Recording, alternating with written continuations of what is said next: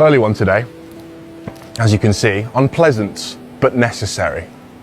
Because what we're driving today is so interesting, so unusual, that I think we're going to need all day just to get our heads around it.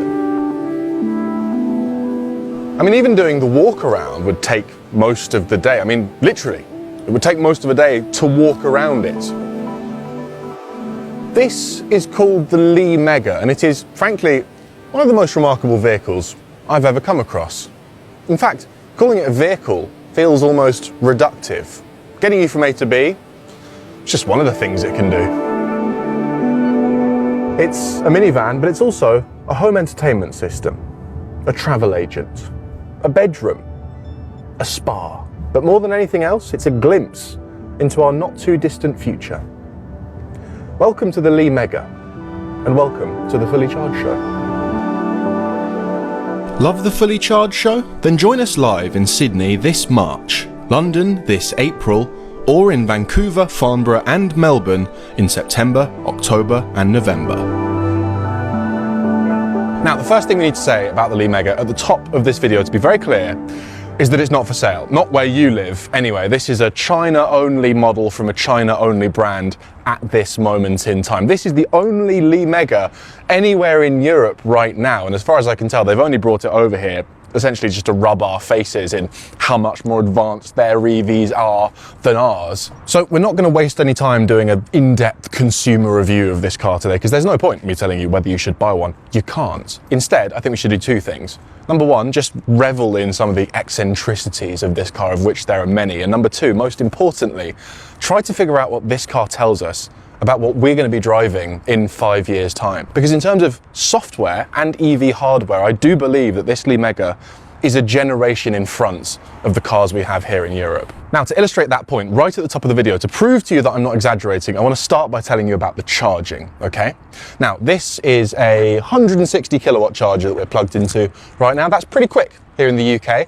Tesla superchargers go up to 250, some other networks go up to 350 kilowatts, but in reality, you rarely see more than 200 kilowatt charging here in the UK right now. This Li Mega in China, connected to the right charger, this can do 520 kilowatts charging. That means it can add 310 miles of range in 12 minutes. And that's not the impressive bit. This is. You know how cars slow their charging when they get to above 80% or drop below 20% to preserve the battery? Well, this does too. It'll drop all the way down to 300 kilowatts.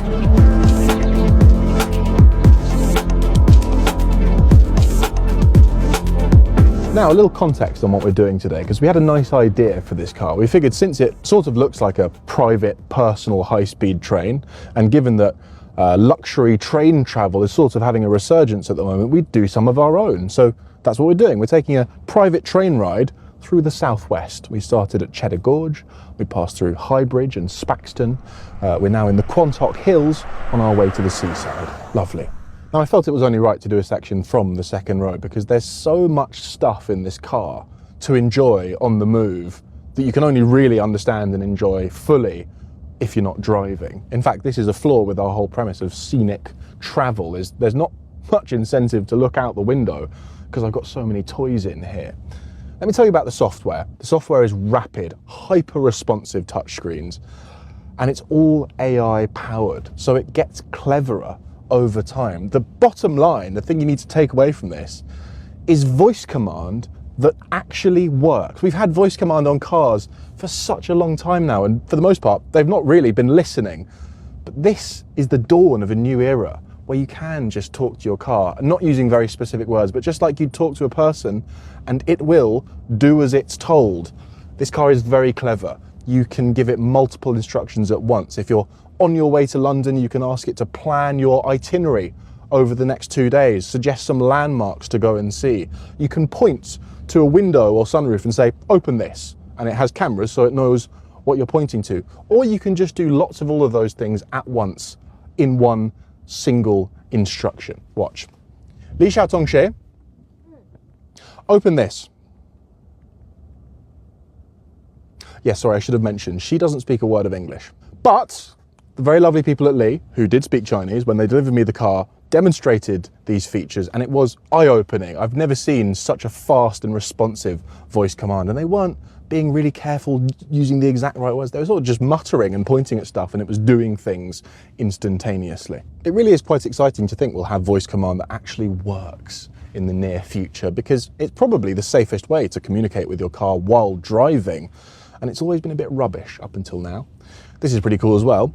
Big 3K screen here for the second row and back seats, which I can control with gestures just like this. It takes a little bit of getting used to, but I'm starting to get the hang of it. I can, for example, go down here and enter royal seat mode, which is going to make things even more comfortable for me by reclining me even further back, sliding that one forwards, little footrest, deploys.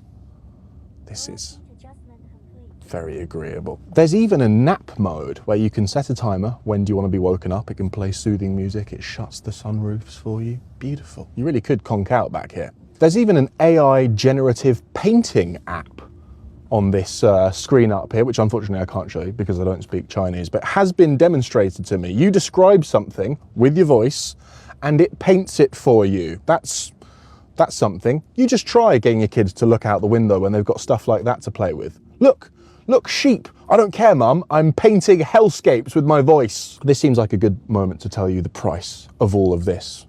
This remarkable, spacious, enormous, luxurious vehicle in China costs the equivalent of £57,000. That is, well, sort of the front half of Mercedes EQS, isn't it?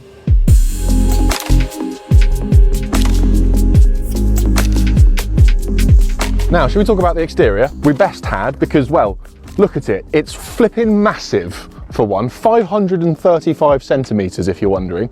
That's almost 5.5 metres. For context, VW ID Buzz long wheelbase stops about here. This is a Mercedes EQS. This is the Lee Mega. It's huge. It seats 7 in supreme comfort. I actually don't think its size is the most interesting thing about it, but it is an interesting take on how to go about doing a very large vehicle, because look at it. Lee says this design is inspired by the Bauhaus movement, by Dieter Rams' industrial design, and by Chinese minimalism. It's fantastic looking, and most importantly, what it is functional, because this shape is, of course, incredibly aerodynamic. I mean, everything about it is designed with slipperiness in mind, from the one single line to the air blade that cleanly cuts off the airflow at the back of it. The bottom line is a 0.215 drag coefficient. Now remember, the Tesla Model 3, the newly facelifted one, is 0.219, and that is the gold standard. This smacks it. The result is that this huge, enormously heavy electric car can comfortably do north of 3 miles to the kilowatt hour, even here in the dead of winter. That means over 300 miles of range without even thinking about it. If you look after it, 400.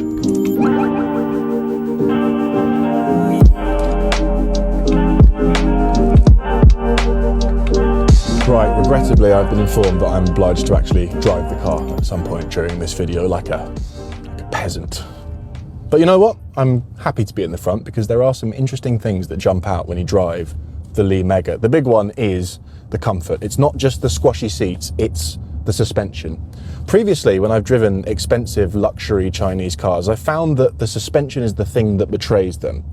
Which is to say, if you were to drive a luxury Chinese car and then get into a luxury German car, you would be able to tell that one of those companies has been doing suspension for 100 years and one of them has been doing it for 5.